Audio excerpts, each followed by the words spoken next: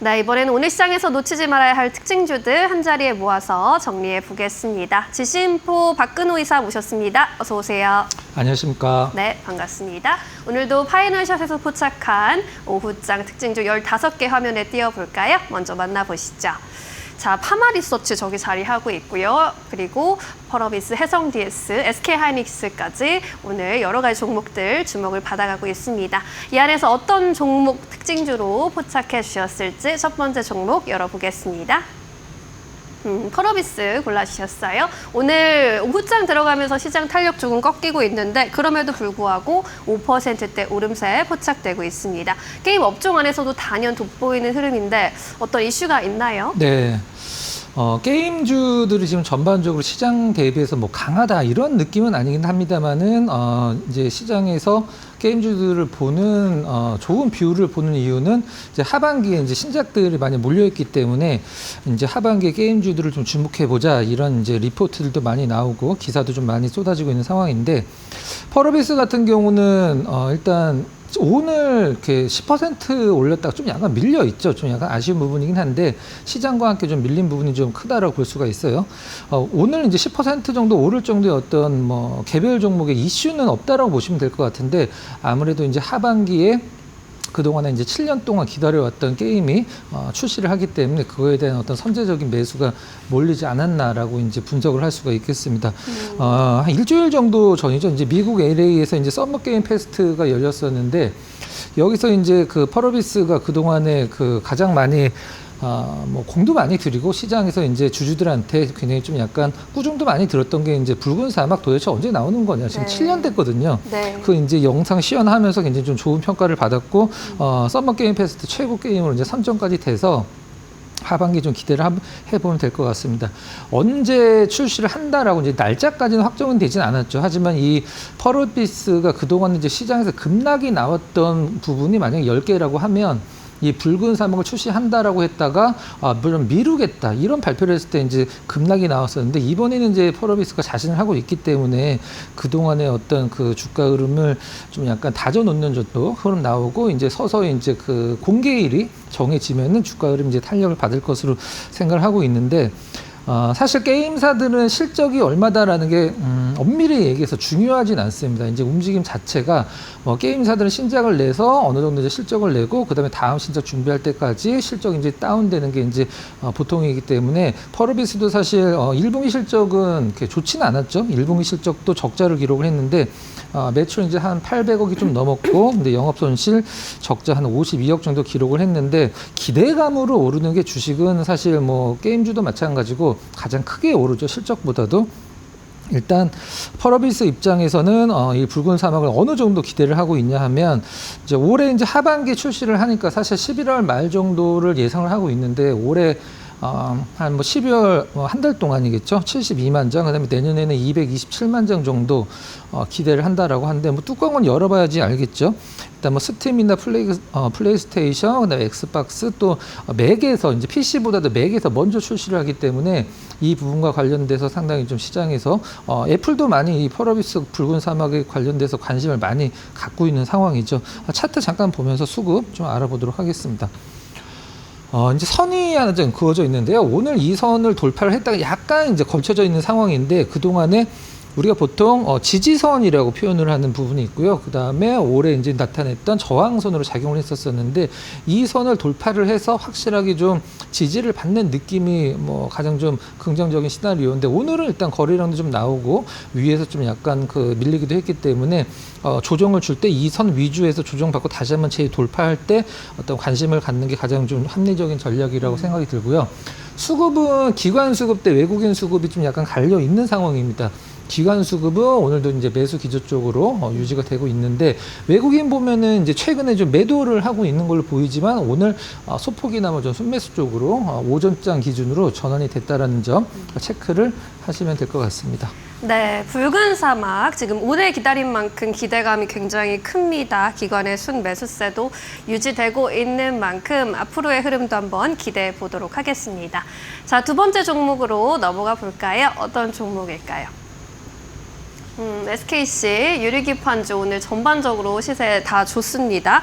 SKC 16%대 급등세 포착이 되고 있는데 유리기판 쪽 모멘텀 어떻게 보세요? 네, 유리 기판이 지금 아직까지는 좀 기대감이고 이제 실적으로 증명해야 될 부분들이 많이 남아 있는데 오늘 SKC가 오르는 것은 좀 다른 이유죠. 뭐 유리 기판과 연관이 있기도 합니다.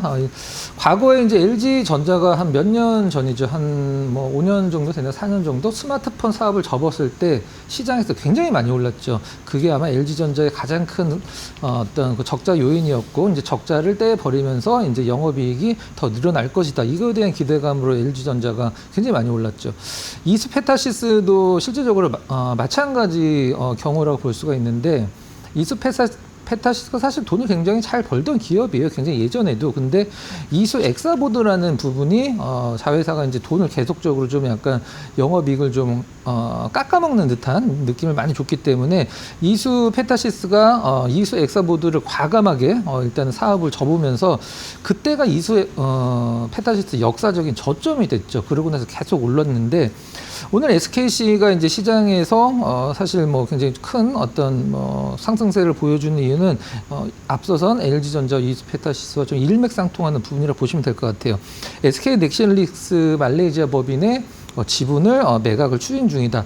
완전히 이거 뭐 기업을 판다는 건지 아니면 지분의 뭐 몇 %를 판다는 건지 아니면 팔면 얼마에 판다는 건지 이것까지 아직 구체적인 내용은 시장에서 공개가 되지 않았습니다만은 일단 적자 사업을 정리 수순을 들어간다는 것은 사실 굉장히 좋죠. 지금 SKC 실적이 굉장히 안 좋아요. 그렇기 때문에 유리기판 얘기 나올 때만 시장에서 급등을 보였다가 이제 다시 뭐 저점으로 떨어지고 이걸 반복을 하고 있는데 결국 이제 실적으로 증명을 해야 되는 상황이기 때문에 SKC 입장에서는 이번 SKC 넥슬리스 지분 매각과 관련돼서 뭐 굉장히 좀 높은 가격을 받았으면 좋겠습니다만은 넥실리스 자체가 지금 사업이 좀 굉장히 좀 다운되고 있는 상황이죠. 이제 그 전기차 관련된 모멘텀이기 때문에 2차 전지 동박 만드는 기업인데 이 넥실리스의 어떤 그 실적을 좀 잠깐 살펴보면 일단 2년 동안 넥실리스 자체적으로만 누적 적자가 한 2,200억이 넘는 상황이고요. 올해 1분기만 한 346억 정도 적자를 봤습니다. 네. 계속적으로 지금 적자를 보고 있기 때문에 매출도 많이 떨어졌어요. 2022년도에 그때는 전기차가 그래도 좀 나름대로 시장에서 호황이었기 때문에 2022년도에 매출이 이제 8천억이 좀 넘었었는데 작년 기준으로 이제 3천억 초반으로 완전히 좀 굉장히 절반 이상 좀 줄어든 모습이 SKC 입장으로서는 계속적으로 같이 가기에는 좀 부담스러운 그런 이제 회사라고 보시면 될 것 같아요. 파는 게 낫겠죠, 실질적으로는. 일단 두 번째로는 가장 중요한 게 이제 유리기판인데 유리기판이 언제 상용화가 되고 유리기판에 그 들인 투자 자금을 언제 이제 회수를 할 수 있느냐 이게 상당히 중요하겠죠. 이제 시장에서는 유리 기판의 가격이 상당히 중요한데 사실 지금 SKC 미국에 공장 짓고 있는 앱솔리스의 그 생산 캐파는 어느 정도 정해져 있기 때문에 유리 기판이 기존의 실리콘 기판, 오가닉 기판 대비해서 어느 정도 가격을 받을 수 있느냐 이것도 상당히 좀 중요하죠. 일단 SKC 입장에서는 일단 올해 그 유리 기판의 성능을 좀 마무리를 짓고 내년서부터 상업화를 하겠다 이렇게 좀 밝히고 있는 상황인데 엄밀히 얘기해서 사실 기대감은 크지만 시장 상황은 그렇게 녹록한 편은 아닙니다. 일단 기존의 실리콘 기판이나 오가닉 기판으로도 지금 어느 정도 다 되고 있는 상황이고 시장에서는 유리 기판이 그렇게 범용적으로 쓰이지는 않을 거다라는 지금 분석이 굉장히 좀 많이 대두되고 있는 상황인데 예를 들어서 뭐 노트북이나 PC나 핸드폰의 기판에도 지금 뭐 기판이 다 기판이 쓰이는데 그걸 유리 기판으로 대체를 하기에는 가격적인 측면도 그렇고 성능적인 측면이 너무 과하다. 뭐 한마디로 좀 투머치한 성능이다. 이렇게 이제 시장을 평가를 하고 있어서 AI 가속기, 엔비디아에 들어가는 AI 그 칩의 정도만 국한적으로 들어갈 것이다라는 게 지금 초기의 어떤 그 유리 기판의 업황이라고 이제 보시면 될 것 같아요. 일단 지금 FC 볼그레이드 어레이라고 해서 엔비디아에 들어가는 중간 인터포즈 기판 같은 경우가 이제 유리 기판으로 대체를 앞두고 있는 상황인데 시장은 사실 뭐 개화되기에는 아직은 조금 시기상조고 기대감으로만 당분간 좀 보시기 바랍니다. 일단 차트 잠깐 보면서 수급도 잠깐 보도록 하겠습니다. 네. 유리 기판 얘기만 나오면 뭐 시장에서 이제 SKC 없으면 부러울 정도 괜히 굉장히 많이 올랐다가 고점을 찍고 다시 좀 제자리로 내려오죠. 고점에서 어느 정도 좀 유지되는 흐름이 연출이 돼야 되는데 일단 기대감으로 올라간 것은 사실 어떻게 보면 사상 누각이니까 다시 빠지는 건 당연하긴 한데 지금 선이 하나 그어져 있는데요. 이게 지금 단기간의 차트인 것 같지만 한 1년이 넘는 차트인데 이 뒤로도 과거에도 이 선을 중심으로 해서 굉장히 좀 그 지지를 많이 받았던 모습을 보여주고 있는데 최근에도 SKC가 이제 이 가격대에서 정확하게 지지를 보여주는 모습을 보여주고 있는 상황이에요. 오늘 위에서 좀 약간 밀려 있는 게 아쉽긴 한데 수급은 정말 너무 안 좋습니다. 지금 기관이나 외국인 수급 조치 쪽 정도는 매수에 좀 보탬이 됐으면 좋겠는데 일단 최근에 중기적으로 계속적으로 매도 기조를 잡고 있는 부분들 오늘은 소폭 순매수를 가담하고 있긴 합니다만은 수급이 완전히 돌아갔다라고 이제 판단을 하기에는 일단 좀 모자란 부분이 상당히 많은 것 같아요. 정리를 하면 네. 일단 3천억 정도도 일단 돈을 좀 약간 마련을 했고 그 다음에 적자 부분을 해소를 한다. 이 부분 SKC 시장에서는 굉장히 좀 긍정적인 비율로 작용을 해서 주가의 저점은 잡은 듯한 느낌이다. 이렇게 보시면 될 것 같습니다. 네, 유리 기판 관련해서는 아직은 좀 기대감이 더 큰 것 같고 시장에서 저점의 주가의 그런 방향성은 잡고 있기 때문에 앞으로의 흐름은 조금 더 지켜보셔야 할 것 같습니다. SKC 정리해 보겠습니다. 자, 오늘의 공략주로 이번엔 넘어가 보도록 할게요. 한 종목 딱 공략해 봐야 한다면 어떤 종목 골라보시겠습니까? 네, 좀 약간 생뚱맞을 수도 있는데 하이트 진로를 한번 좀 골라봤습니다. 내수 쪽 요즘에 네. 주목 받더라고요. 자, 하이트 진로 좀 약간 말씀 좀 들어보도록 하겠습니다. 앞서서도 잠깐 이제 그 지원금 얘기가 조금 나왔었는데 네. 20년도, 21년도 이제 그 지원금 그리고 또 상생 그 지원금, 재난 지원금, 상생 지원금이 나왔을 때 이제 보통 우리가 그 음식점들, 그 다음에 마트나 편의점주들의 영업이익이나 매출이 좀 올랐거든요. 근데 우리가 식당을 가서 뭘 먹을 때 사실 곁들이는 게 사실 그 소주나 맥주를 좀 많이 곁들이잖아요. 그것과 관련돼서 하이트 진로가 시장에서 좀 약간 영향이 있을 가능성이 상당히 농후하기 때문에 한번 좀 준비를 해봤고요. 전 세계에서 가장 많이 팔리는 술이죠. 전 세계에서 가장 많이 팔리는 술. 1년에 어느 정도 팔리냐면 거의 9,600만 상자, 9,600만 병이 아니라 9,600만 상자를 파는 글로벌 1위 이제 술이라고 보시면 될 것 같은데 네. 일단 내수 쪽에서는 요즘에 이제 기사들을 많이 보시면 분위기가 이제 길거리의 어떤 그 로컬 음식점이나 이런 주점들 보면 손님이 굉장히 없고 폐점을 굉장히 많이 하는 걸 볼 수가 있는데 지금 우리 MZ세대에 자꾸 얘기를 하는데 MZ세대 쪽은 지금 술을 굉장히 좀 안 먹고 있는 술을 줄이고 있는 상황이거든요. 그래서 이제 하이트 진로 같은 경우도 어떤 기존의 식품 회사와 마찬가지로 이제 해외 쪽 판매에 좀 집중을 하고 있는 상황인데 해외 쪽 판매가 사실 전체 매출 대비해서 그렇게 크진 않죠. 이제 그렇게 크지 않다라는 게 오히려 긍정적으로도 볼 수 있는 부분입니다. 이제 해외 쪽이 많이 성장해 있는데 주가가 이 정도면은 별 메리트가 없다고 시장에서 느끼는 건데 해외 쪽으로 막 이제 진출을 한 상황이기 때문에 이 부분의 성장성을 좀 지켜봐야 되는데 태국으로 일단 소주 수출량이 굉장히 많이 늘고 있다라고 해요. 태국 쪽으로 전년 대비해서 한 70% 이상 상반기 기준으로 수출량이 늘었는데 태국은 우리가 보통 마시는 소주가 아니라 이제 소주의 어떤 과일량을 입힌 걸 주로 많이 수출을 좀 하죠. 태국 쪽에서 이제 식당이나 대형마트 이런 데 쪽에서 어떤 유통 채널을 좀 다변을 하고 있는 상황이고, 일단 수출하는 건 한계가 있으니까 해외 공장을 이제 하이트 진로도 짓기로 했죠.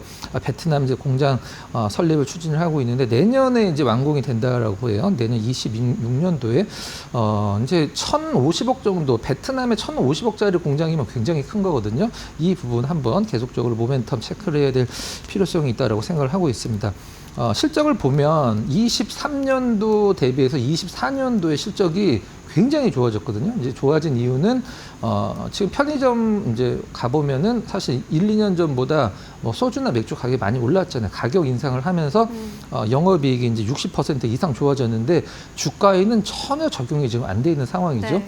사실 지금 하이트 진로가 딱히 시장에서 중심으로 올라오기 쉽지는 않습니다만 그래도 좀 안정적인 흐름을 보여주고 있어서 어떤 그 지원군과 더불어서 모멘텀이 한번 생길 가능성이 있다 이렇게 보고 있습니다. 차트 잠깐 보고 말씀드려보도록 하겠습니다. 네. 수급적으로는 기관은 사실 작년 말부터 계속적으로 좀 약간 매도 기조를 보여주고 있고요. 파란색 선.